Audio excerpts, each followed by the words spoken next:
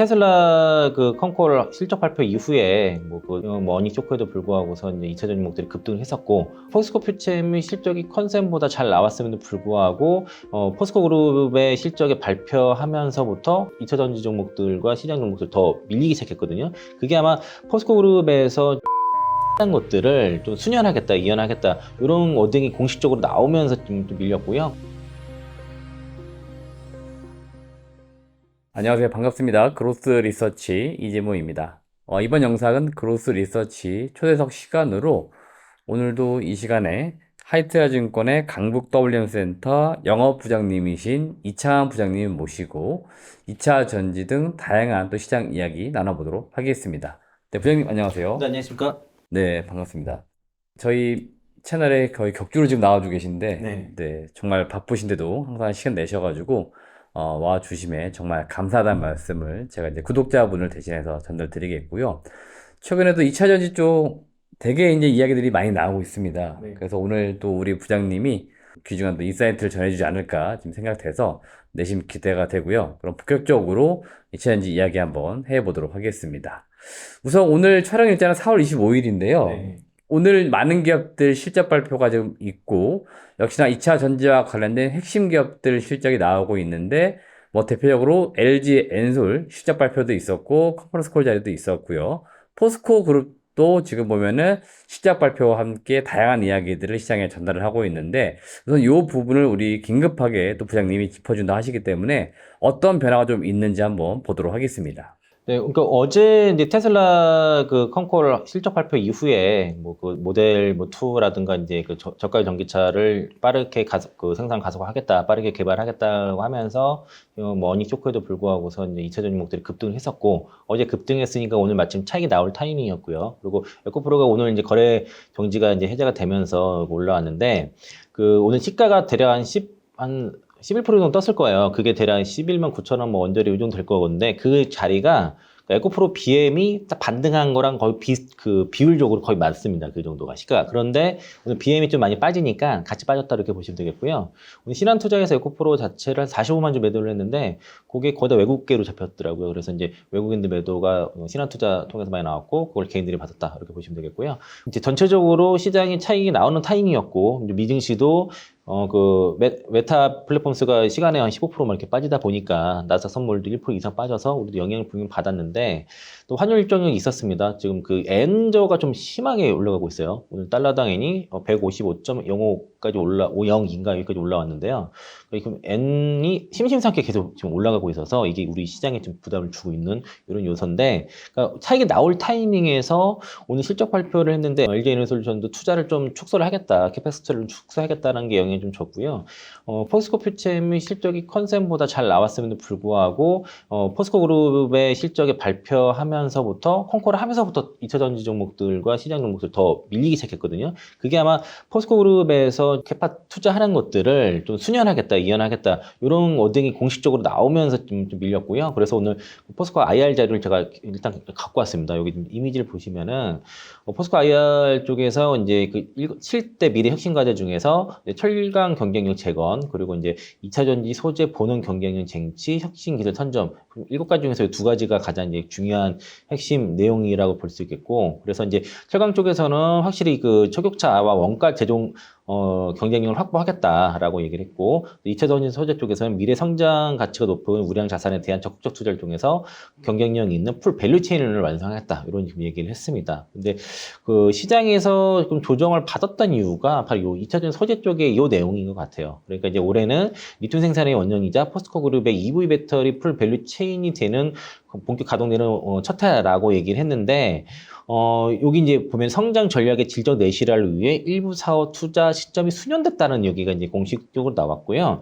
여기 내용들을 보면은 뭐 전구체라든가 리튬, 니켈, 리사이클링, 뭐 인조 흑연 이런 것들은 가동 초기고, 그리고 이 하얀색으로 된 것들은 이제 투자 중이고, 요 양극재랑 천연 흑연이랑 음극재는 지금 양산 중인 건데, 이게 이제 본격적으로 가동이 된다는 거죠. 풀 밸류 체인이. 그런데 요 그 2024년부터 2026년까지 사업별 생산 능력 계획을 보니까, 옅은 하늘색은 지난해 7월달 밸류데이 때 얘기했던 그 캐파 계획이고, 이번에 현재 2024년 4월 기준으로는 요 짙은색 파란색으로인데 리튬 같은 경우에 올해 이제 그 7만 1,000톤까지 구축을 하고 내년도에 9만 6천 톤까지 동일한데 26년도에 늘진 않는 거죠. 16만 6천 톤까지 늘리기로 했던 것들이 이게 이제 수년이 되는데 여기 보면은 광석 리튬이 26년도에서 27년도 6만 톤짜리가 27년으로 가고 리사이클링을 통해서 들어올 10,000톤 같은 경우도 27년으로 이게 수년이 된 겁니다. 그래서 대략 요 7만 톤 정도가 27년도로 가게 되는 거죠. 그러면은 16만 6천 톤의 캐파는 27년도에 이렇게 올라가는 이렇게 되겠고 올해와 내년도에는 캐파가 동일하다 보니까 이런 것도 영향이 좋고 니켈 같은 경우가 많이 줄었습니다. 니켈은 이제 올해 23,000톤인데 내년까지도 23,000 유지하고 올해 48,000톤이 내년 48,000톤은 가는 것이고요. 그리고 이거 이제 그 정제 쪽에서 통한 15,000톤은 재검토가 되고 그리고 리사이클 통한 10,000톤은 이제 2027년도 가니까 2027년도에 이제 58,000톤이 되겠죠. 그리고 요 15,000톤은 할지 말지 좀 재검토를 하겠다 이렇게 되는 것이고 양극재 쪽에서는 올해 21만 5천 톤은 그대로 유지가 됩니다. 다만 이제 내년도에 국내에 있는 게 그 만 톤이 28년도로 그 연기가 되고요. 그리고 해외 4만 톤 같은 경우도 26년도, 27년도로 연계되거나 재검토 될 건데 일단 보시면 국내 이제 25년도 같은 경우에는 기존에 39만 5천 톤이었어요. 이게 캐파가. 그런데 지금 34만 5천 톤으로 이게 이제 변경이 됐고 39만 5천 톤 그러니까 2026년으로 가는 거죠. 그리고 27년도나 28년도 정도에 이제 기존 요 캐파가 이렇게 연기가 좀 된다고 봐서 얘기는 뭐 포스코 PCM도 캐파가 좀 연기가 된다는 거죠. 그러니까 LNF가 26년도 뭐 40만 톤에서 27년도로 연기된 것처럼 포스코 PCM도 마찬가지로 일부 또 수년이 됐다. 다만 이제 캐파 비율이 많이는 아니고 일부 조금 조정된 거로 보여지는데, 다만 음극재 쪽은 좀 조정이 좀 제법 있는 것 같습니다. 현재 올해 이제 9만 3천 톤에서 내년도는 늘지 않아요. 9만 4천 톤 그대로 가고, 그러니까 14만 4천 톤에서 이제 9만 4천 톤을 줄이는 거고요. 기존에 26년도에 22만 1천 톤에서 거의 절반 수준의 그 11만 4천 톤 이렇게 가서 음극재 쪽은 좀 다소 좀 재검토가 천연흑연 쪽은 그 8만 톤이 재검토가 되고 인조흑연 2만 톤도 재검토, 실리콘 음극재 7천 톤은 27년도로 좀 수년이 됐다. 이렇게 봐서 아마 오늘 이제 그 컨콜 내용 중에서 이 부분이 2000년 유목들의 후반부에 더 매도가 좀 나왔던 이유로 보여지고요. 오늘 코스모 흰소재 같은 경우도 컨센보다 잘 나왔거든요. 그런데 이제 그 캐파 증설을 하면서 이제 공장 가동률에 대한 감가상각 때문에 영업이익률이 3%대가 나왔어요. 하지만 이제 매출도 컨센이 한 1,000억 정도 됐는데 1,221억 나왔고 영업이익도 32억 정도 컨센인데 50억대 나왔으니까 잘 나왔는데 지금 오늘 포스코 그룹의 IR 요 캐펙스 그 투자에 대한 수년, 이연에 대한 영향을 좀 받았다라고 좀 볼 수 있겠습니다. 그리고 이제 그 2차전지 쪽에 이제 포스코 그룹의 2차전 소재 공사 진도율 자료를 보면은 여기 이제 뭐가 준공이 연기됐는지가 표시가 되어 있어요. 그래서 그 포스코 필바리 리튬 솔루션 광석 1단계 여기 그 광석 리튬 공장이 올해 2분기에 준공 예정이었는데 이게 3분기로 준공이 연기가 됐고, 그리고 포스코 그쪽에 그 니켈 정제 사업이 올해 1분기 준공이었다가 이게 이제 2분기로 연기가 됐고요. 니켈 정제 부분 같은 경우도 그 25년도 4분기에서 26년도로 이게 좀 연기가 돼서, 사실 근데 포스코 홀딩스의 가장 핵심적인 거는 이 아르헨티나 염호 리튬 공장이 될 텐데 요거는 연기가 되지 않았습니다.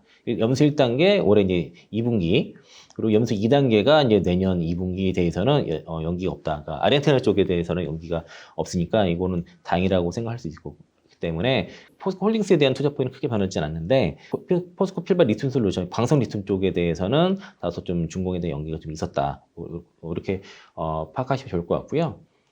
포스코 퓨처엠까지만 잠깐 보면은 포스코 퓨처엠이 이제 영업이익이 잘 났던 이유는 그 판매가는 불만 하락은 했지만은 이 수율도 개선되고 재고평가 손실이 환입이 돼가지고 흑자 전환이 된 거고요. 그 N86은 얼텀 셀지향 거거든요. 그래서 이게 단결정이 양극재가 들어가는데 이게 본격적으로 가동되면 수율이 개선됐었고, 그리고 N65 제품 같은 경우가 이제 제품 재고가 출하되면서 판매량이 증가했고, 그 전분기 그 평가 손실이 환입이 되면서 영업이익이 여기서부터 464억이 플러스가 됐습니다. 그러면서 이제 흑자 전환됐고, 뭐 음극재 쪽도 지금 그 출하량 확대되면서 영업이익이 전분기 대비해서 개선이 된 상태고, 그리고 포스코 퓨처엠은 이게 그 양극재랑 음극재 2차전지 수입하는 게 아니라 기초소재도 따로 또 있습니다. 그러니까 완벽한 양극재 기업은 아니에요.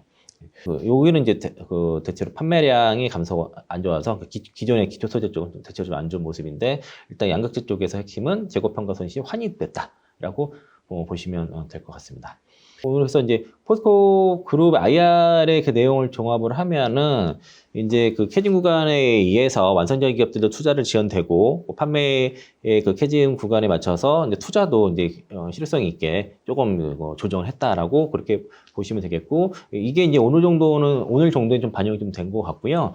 예, 증권사에서 그 코멘트 정도 하면서 그런 일부 좀 영향은 좀 있겠지만은 오늘 일부 정도 상당히 좀 반영이 된 거라고 좀 보시면 될 것 같습니다.